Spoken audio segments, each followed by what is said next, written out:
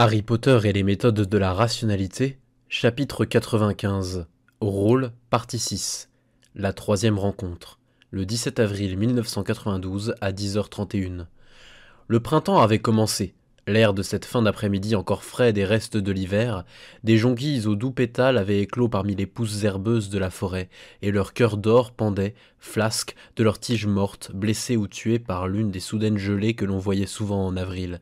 Dans la forêt interdite, on pourrait trouver des formes de vie plus étranges, au moins des centaures et des licornes, et Harry avait entendu des allégations de loups-garous, bien que, étant donné ses lectures concernant les vrais loups-garous, cela n'avait strictement aucun sens. Harry ne s'aventurait pas près du bord de la forêt interdite puisque prendre ce risque aurait été inutile. Il marchait, invisible, parmi les formes de vie plus ordinaires de la partie autorisée des bois, baguette à la main, un balai accroché dans le dos afin de pouvoir y accéder plus facilement. Il n'avait pas vraiment peur. Il trouvait étrange de ne pas avoir peur, l'état de vigilance permanente, d'être prêt à combattre ou à fuir, cela n'était pour lui un fardeau ni quelque chose de surprenant. Au bord des bois autorisés, Harry marchait sans jamais que ses pieds ne s'éloignent du sentier battu, où l'on pourrait le trouver plus facilement. Sans jamais perdre de vue les fenêtres de Poudlard, il avait programmé une alarme sur sa montre pour le prévenir de l'heure du déjeuner, puisqu'il ne pouvait pas vraiment regarder son poignet, vu qu'il était invisible. Cela soulevait la question de savoir comment ses lunettes fonctionnaient puisqu'il portait la cape. D'ailleurs, le principe de tiers exclu semblait avoir pour conséquence que soit les complexes de rhodopsine dans sa rétine absorbaient les photons et les transformaient en pics d'activité neuronale, soit ces photons traversaient son corps et sortaient de l'autre côté, mais pas les deux. Il semblait vraiment de plus en plus probable que ces capes d'invisibilité vous laissaient voir l'extérieur tout en étant invisible parce que, à un niveau fondamental, c'était ainsi que le lanceur du sortilège avait, non pas voulu, mais implicitement cru que l'invisibilité se devait de fonctionner. Ce sur quoi il fallait s'interroger quant à la raison pour laquelle personne n'avait essayé de lancer un sortilège de confusion ou de légilimencie sur quelqu'un afin de lui faire croire comme à une évidence que Resolus Totalus était certainement un sortilège de première année facile, puis de lui faire essayer d'inventer ce sort. Ou peut-être fallait-il trouver quelques nés moldus méritants dans un pays qui n'identifiait pas les enfants nés moldus, puis de lui dire que quelques mensonges élaborés, de construire une histoire et des preuves adéquates, afin que, depuis le début, l'individu ait une notion très différente de ce dont la magie était capable. Bien qu'apparemment l'individu devrait encore apprendre un certain nombre de sortilèges afin de devenir capable d'inventer les siens. Cela ne fonctionnerait peut-être pas. Il y avait certainement des sorciers profondément fous qui avaient réellement cru qu'ils pouvaient être des dieux et avaient pourtant échoué à le devenir. Mais même les fous avaient probablement cru que le sortilège d'ascension se devait d'avoir quelques rituels grandioses et théâtrales, pas un bref mais minutieux mouvement de baguette accompagné de l'incantation de Venus Deus. Harry était déjà plutôt certain que ça ne pouvait pas être si facile que ça, mais la question était alors, pourquoi pas? Quel motif son cerveau avait-il appris? Pouvait-il prévoir l'explication à l'avance? Un léger frémissement d'appréhension monta alors en Harry, une touche d'inquiétude, tandis qu'il contemplait cette question. La préoccupation sans nom s'affûta, grandit. Professeur Quirrell? Monsieur Potter, dit une voix douce derrière lui. Harry pivota, sa main alla à son retourneur de temps situé sous sa cape. À nouveau, l'idée d'être prêt à fuir à n'importe quel instant lui sembla ordinaire. Lentement, paumes ouvertes et tournées vers le ciel, le professeur Quirrell s'avança vers lui, à la bordure de la forêt, approchant depuis le château de Poudlard. « Monsieur Potter, répéta le professeur Quirrell, je sais que vous êtes ici. Vous savez que je sais que vous êtes ici. Je dois vous parler. » Harry continua de se taire. Le professeur Quirrell n'avait toujours pas dit de quoi il s'agissait, et sa balade de fin de matinée à la frontière de la forêt l'avait rendu d'humeur silencieuse. Le professeur Quirrell fit un petit pas à gauche, un petit pas vers l'avant, puis un autre vers la droite. Il pencha la tête avec un air calculateur, puis il marcha presque directement, quasiment jusqu'à l'endroit où Harry se tenait, et s'arrêta à quelques pas. La sensation funeste brûlait à la limite du supportable.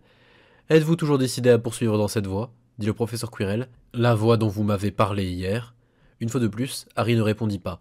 Le professeur Quirrell soupira. « J'ai fait beaucoup pour vous, » dit l'homme. « Quoi que puissent être vos interrogations à mon sujet, vous ne pouvez le nier. Je réclame paiement d'une partie de la dette. Parlez-moi, monsieur Potter. » Je n'ai pas envie de faire ça maintenant, songea Harry.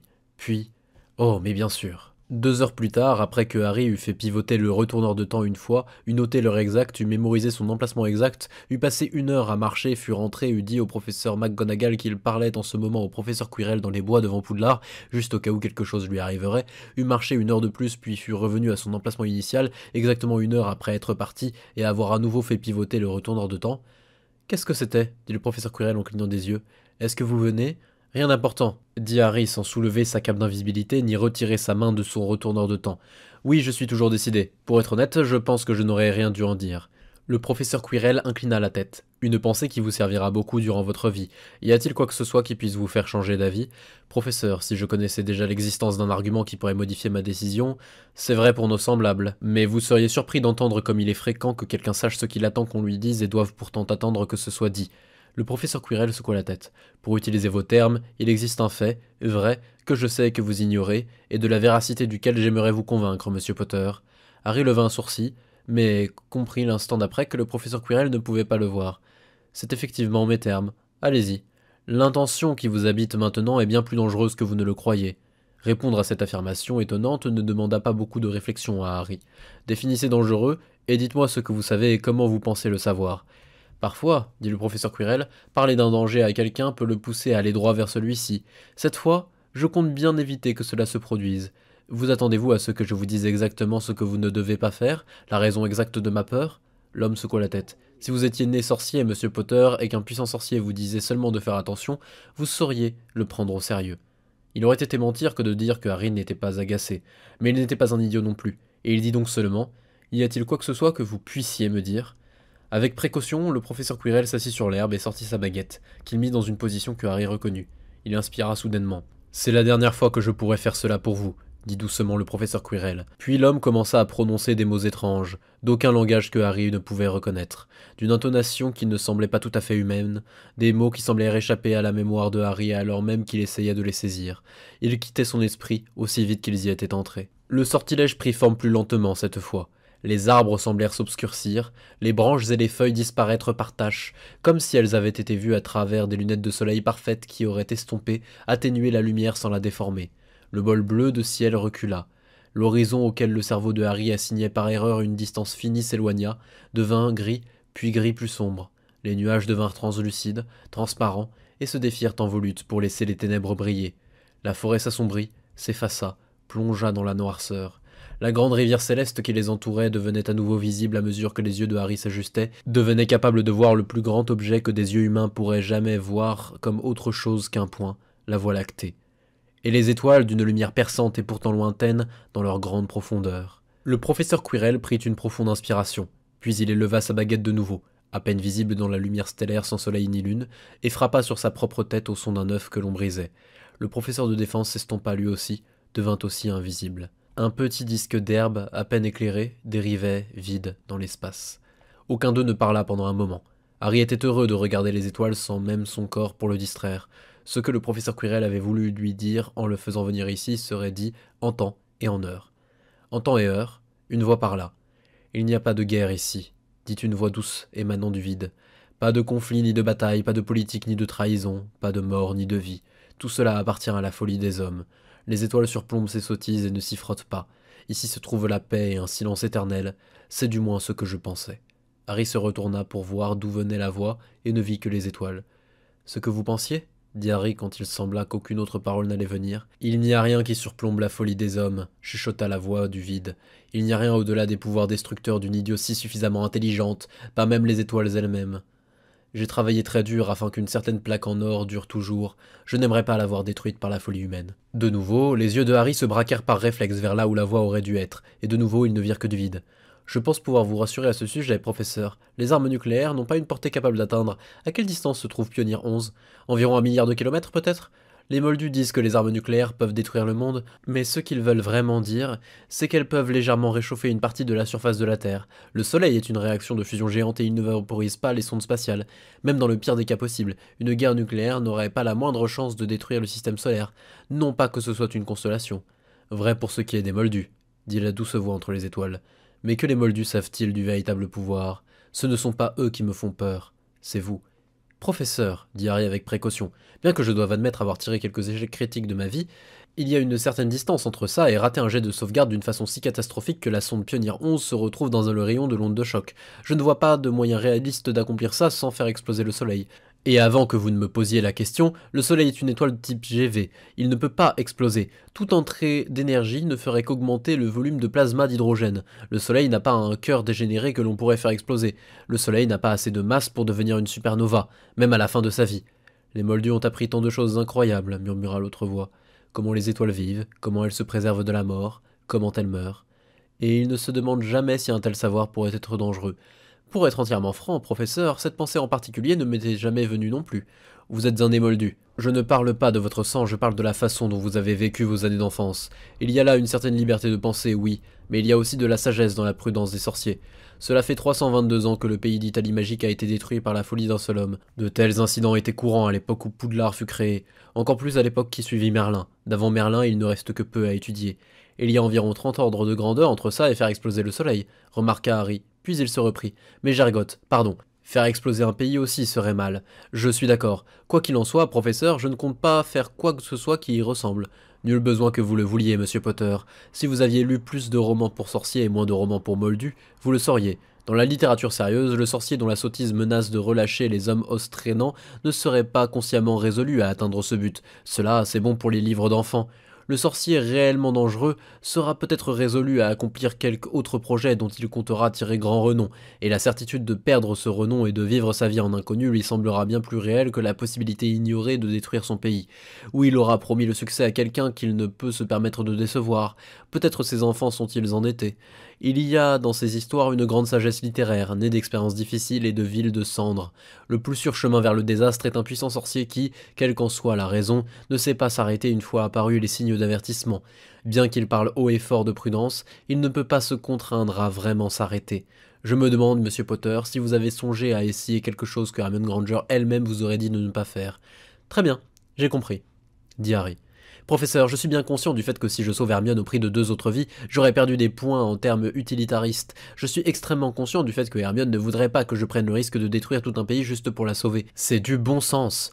Enfant qui détruit les détraqueurs, dit la voix douce. S'il n'y avait qu'un seul pays dont je craignais que vous provocassiez la destruction, je serais moins inquiet. Je ne croyais pas au début que votre connaissance de la science moldue et de ses pratiques serait une source de grand pouvoir. J'y crois maintenant plus. Je suis, pour être parfaitement sincère, inquiet pour cette plaque en or. Eh bien, si la science-fiction m'a appris quoi que ce soit, dit Harry, c'est que détruire un système solaire n'est pas moralement acceptable, surtout si on le fait avant que l'humanité n'ait colonisé un autre système stellaire. Alors vous abandonnerez cette... Non, dit Harry sans même réfléchir avant d'ouvrir la bouche. Après un moment, il ajouta. Mais je comprends ce que vous essayez de me dire. Silence. Les étoiles ne s'étaient pas déplacées, pas même d'autant qu'elles ne l'auraient fait dans le ciel terrestre. Un très léger bruissement, comme si quelqu'un réajustait sa position. Harry se rendit compte qu'il était resté debout un moment sans bouger, et s'assit sur le cercle quasiment invisible qui demeurait sous lui, en faisant attention à ne pas toucher les bords du sortilège. « Dites-moi, dit la voix douce, pourquoi cette fille a-t-elle autant d'importance pour vous ? Parce qu'elle est mon amie. Dans l'anglais tel qu'il est usité, monsieur Potter, le mot ami n'est pas associé à la notion d'un effort désespéré visant à réanimer les morts. Avez-vous l'impression qu'elle est votre véritable amour ou quelque chose comme ça ? Oh, pas vous aussi, dit Harry d'un ton là. Entre tous, pas vous, professeur. D'accord, nous sommes meilleurs amis. Mais c'est tout. D'accord, cela suffit. Les amis ne laissent pas leurs amis rester morts. Les gens normaux n'en font pas autant pour ceux qu'ils disent être leurs amis. La voix semblait à présent plus distante, plus absente. Pas même pour ceux qu'ils disent aimer. Leurs compagnons meurent et ils ne partent pas à la recherche d'un pouvoir permettant de les ressusciter. Harry ne put s'en empêcher. Il regarda à nouveau, sachant que ce serait futile, et ne vit que les étoiles. Laissez-moi deviner. Vous avez déduit de cette observation que les gens n'accordent pas autant d'importance à leurs amis qu'ils le prétendent ? Un bref rire. Il leur serait difficile de prétendre leur en accorder moins.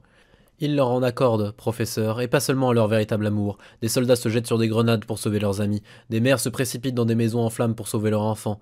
Mais si vous êtes un moldu, vous ne savez pas que la magie existe et qu'elle peut ramener les gens à la vie. Et les sorciers normaux ne sortent pas des sentiers battus, comme ça. Après tout, la plupart des sorciers ne recherchent pas comment devenir aussi puissants pour se rendre même immortels. Est-ce que ça prouve qu'ils n'accordent aucune importance à leur vie ? Comme vous le dites, monsieur Potter, je jugerais certainement que leur vie n'a aucun sens et aucune valeur. Peut-être, en quelques lieux cachés de leur cœur, croient-ils aussi que l'opinion que j'ai d'eux est correcte. Harry secoua la tête, puis, agacé, releva la capuche de la cape et secoua à nouveau la tête. « Cela me semble être un point de vue choisi sur le monde, professeur, » dit le visage mal éclairé d'un garçon suspendu au-dessus du cercle d'herbes sombres au milieu des étoiles. Quelqu'un de normal n'essaierait tout simplement pas d'inventer un sortilège de résurrection, si bien que vous ne pouvez rien déduire du fait qu'ils ne le font pas. Un instant plus tard, la silhouette mal éclairée d'un homme assis sur un cercle d'herbes devint visible. S'ils se préoccupent vraiment de ceux qu'ils disent aimer, dit doucement le professeur Quirrell, pourquoi n'y pensent-ils pas ? Les cerveaux ne fonctionnent pas comme ça. Ils ne mettent pas le turbo quand l'enjeu augmente, ou s'ils le font, c'est dans le cadre de contraintes strictes. Je ne pourrais pas calculer la millième décimale de pi, même si la vie de quelqu'un en dépendait. Le visage mal éclairé s'inclina. Mais il y a une autre explication possible, monsieur Potter, c'est que les gens jouent le rôle de l'amitié. Ils en font autant que le rôle exige d'eux, et rien de plus. L'idée me vient que la différence entre vous et eux n'est peut-être pas que vous vous souciez plus des choses qu'eux. Pourquoi seriez-vous né doté de sentiments d'amitié anormalement forts, si bien que vous seul, entre tous les sorciers, auriez la motivation nécessaire à ressusciter Hermione Granger après sa mort? Non, la différence la plus probable n'est pas que c'est plus important pour vous, c'est que, étant un être plus logique qu'eux, vous avez été le seul à penser que le rôle d'un ami exigeait un tel acte de votre part. Harry regarda les étoiles. Il aurait menti s'il avait prétendu ne pas avoir été secoué. Ça ne peut pas être vrai, professeur. Je pourrais citer 10 exemples de romans moldus où les gens vont jusque ressusciter leurs amis morts. Les auteurs de ces histoires comprenaient clairement ce que je ressens pour Hermione. Même si vous ne les avez pas lus, j'imagine que peut-être Orphée et Eurydice. Je n'ai à vrai dire pas lu celle-ci, mais je sais ce qui s'y passe. De telles histoires sont aussi racontées parmi les sorciers. Il y a l'histoire des frères Elric, l'histoire de Dora Kent qui fut protégée par son fils Saul. Il y a Ronald de Malette et son défi au temps perdu d'avance. En Italie, avant sa chute, le drame de Precchia Testarossa. Au Japon, on parle de Hakama Omura et de son amour perdu. Ce que ces histoires ont en commun, Monsieur Potter, c'est qu'elles sont des fictions. Les vrais sorciers ne s'y essaient pas, alors que l'idée ne dépasse clairement pas leur capacité d'imagination. Parce qu'ils ne pensent pas que c'est possible. La voix de Harry monta. Devrions-nous aller voir le bon professeur McGonagall et lui parler de votre intention de trouver un moyen de ressusciter Mademoiselle Granger afin de découvrir ce qu'elle en pense? Peut-être ne lui est-il jamais venu à l'esprit d'envisager cette option. Ah, mais vous hésitez. Vous connaissez déjà la réponse, Monsieur Potter. Savez-vous pourquoi vous la connaissez? On pouvait entendre le froid sourire derrière la voix. Une délicieuse technique que voilà. Merci de me l'avoir enseignée. Harry était conscient de la tension de son visage et ses mots semblèrent avoir été hachés. Le professeur McGonagall n'a pas grandi avec le concept moldu d'un pouvoir scientifique en expansion, et personne ne lui a jamais dit que quand la vie d'un ami est en jeu, le moment est venu de réfléchir de façon très rationnelle. La voix du professeur de défense monta aussi d'un ton. Le professeur de métamorphose lit un script, Monsieur Potter. Ce script lui demande de pleurer et de faire son deuil afin que tous sachent à quel point elle se souciait de Hermione. Les gens ordinaires réagissent mal si on leur suggère de dévier du script, comme vous le saviez déjà. C'est drôle, j'aurais pu jurer avoir vu le professeur McGonagall dévier du script au dîner d'hier. Si je la voyais en dévier 10 autres fois, j'irais peut-être lui parler de ressusciter Hermione. Mais pour l'instant, tout cela est nouveau pour elle, et elle a besoin de pratique. En définitive, professeur, ce que vous essayez de balayer en expliquant que l'amour, l'amitié et tout le reste ne sont qu'un mensonge, c'est juste que les êtres humains sont limités. La voix du professeur de défense monta encore d'un ton. Si c'était vous qui aviez été tué par un troll, il ne serait même pas venu à l'esprit de Hermione Granger de faire pour vous ce que vous faites pour elle. Ça ne viendrait ni à Draco Malfoy, ni à Neville Londubat non plus, ni à McGonagall, ni à aucun de vos précieux amis. Il n'y a pas une seule personne au monde qui vous rendrait le soin que vous prenez d'eux. Alors pourquoi? Pourquoi le faire, Monsieur Potter? Il y avait un étrange désespoir fou dans sa voix. Pourquoi être le seul au monde à faire autant d'efforts pour maintenir les apparences quand aucun d'entre eux ne ferait jamais de même pour vous? Je pense que vous vous trompez sur une question de fait, professeur, répondit Harry d'une voix neutre. Sur plusieurs, en fait. A minima, votre modèle de mes émotions est erroné, parce que vous ne me comprenez pas le moins du monde si vous pensez que la véracité de ce que vous venez de dire m'arrêterait. Toute chose en ce monde doit commencer quelque part, tout événement doit se produire une première fois. La vie sur Terre a dû commencer par quelques petites molécules capables d'auto-réplication. Et si j'étais la première personne au monde, non. La main de Harry fit un geste comme pour indiquer les points lumineux incroyablement lointains. Si j'étais la première personne de l'univers à vraiment me soucier d'un autre, ce qui est faux, au fait, alors ce serait pour moi un honneur d'être cette personne, et j'essaierais de m'en rendre digne. Il y eut un long silence. Vous vous souciez réellement de cette fille, dit doucement l'obscure silhouette de l'homme. Vous vous souciez d'elle comme aucun d'eux n'est capable de se soucier de sa propre vie, et encore moins de celle de leur prochain. La voix du professeur de défense devint étrange, comme emplie d'une émotion indéchiffrable. Je ne le comprends pas, mais je sais jusqu'où vous irez. Vous défierez la mort pour elle. Rien ne vous fera dévier. Je m'en soucie assez pour vraiment faire un effort, dit doucement Harry. Oui, c'est vrai. La lumière céleste commença à se fracturer lentement. Le monde commença à être visible à travers les fissures. Des balafres dans la nuit révélèrent des arbres et des feuilles, illuminés par le soleil. Harry leva une main, cligna plusieurs fois des yeux, alors que la lumière revenait s'écraser dans ses yeux ajustés au noir. Et ceux-ci se posèrent automatiquement sur le professeur de défense, juste au cas où une attaque se produirait pendant qu'il était aveuglé. Lorsque toutes les étoiles furent parties, que seul le jour demeura, le professeur Quirrell était toujours assis sur l'herbe. « Eh bien, monsieur Potter, dit-il de sa voix normale, si c'est ainsi, alors je vous aiderai de mon mieux, tant que je le pourrai. Vous ferez quoi? Dit involontairement Harry. L'offre que je vous ai faite hier tient toujours. Interrogez-moi et je répondrai. Montrez-moi les livres scientifiques qui vous semblaient convenir à monsieur Malfoy, je les lirai et je vous dirai ce qui me vient à l'esprit. N'ayez pas l'air aussi surpris, monsieur Potter. Je n'allais certainement pas vous laisser vous débrouiller tout seul. Harry le regarda, ses canaux lacrymaux toujours actifs en réaction à la lumière soudaine. Le professeur Quirrell le regarda en retour. Quelque chose d'étrange scintilla dans ses yeux pâles. J'ai fait ce que j'ai pu, et j'ai maintenant peur de devoir prendre congé. Ah, et le professeur de défense hésita. À bientôt, monsieur Potter. Ah, commença Harry. L'homme assis sur l'herbe tomba et sa tête frappa le sol avec un petit bruit sourd. Au même moment, la sensation funeste diminua tant que Harry bondit sur pied et que son cœur se mit à battre la chamade. Mais la silhouette au sol se redressa assez pour pouvoir ramper, puis se tourna pour regarder Harry, les yeux vides, la mâchoire pendante, essaya de se lever, retomba au sol. Harry fit un pas en avant. Son instinct lui dit de tendre la main, bien que ce fût incorrect. L'appréhension qui monta en lui, aussi faible qu'elle soit, lui dit qu'un danger était toujours présent. Mais la silhouette tombée recula devant Harry et commença à lentement ramper à l'écart, en direction du lointain château. Debout dans la forêt, le garçon le regarda partir.